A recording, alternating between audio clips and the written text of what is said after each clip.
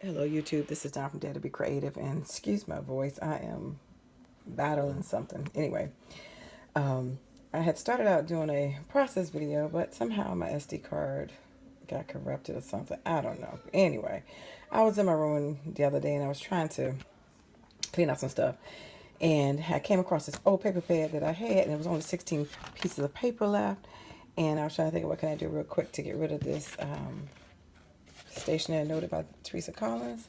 And I decided I was going to make some goodie bags because the last time I sent some stuff out, I had to make some bags each time I sent something out. So I decided I'm just going to build up my stash and just make me some goodie bags so I can have on hand that when I want to send something out, I already have them made up. So I figured with the last 16 pieces of paper that I would just make some goodie bags. And so on the video, I showed you how I made the bags. Very simple.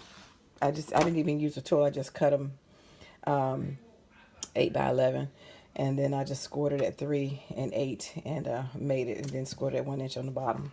I hope that wasn't too confusing because, like I said, I don't feel clear in my head. And then the extra paper left over, I cut out all the cutter parts that were in the paper collection, and then I just punched out a whole bunch of other stuff and used some strips, all the rest of the ephemera that was left over, just to decorate the paper pad. So here's the first 4 that I've made just to have on stash for me, for when I want to send some things out. I can just stuff these little bags with goodies. So I'm just showing you what I'm doing, and you can do the same thing with your paper if you want to get rid of some paper pads. And you can use dies or punches. I use punches because it was quicker, and some doilies and a couple little wood ephemerals, but just anything laying around just to have something already decorated, nice and pretty, and you can use quickly in a hurry. So I'm gonna make all 16 into different gift bags. So this is the first one, and again, very simple, just a doily, and you can see the different punches that I put up there, and just some strips of the paper, and just added some bling. Nothing on the back.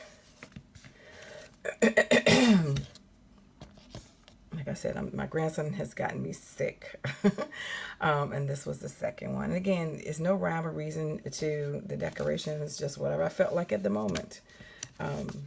So each one of them are going to be individually made, and it won't be the same, just totally different decorations.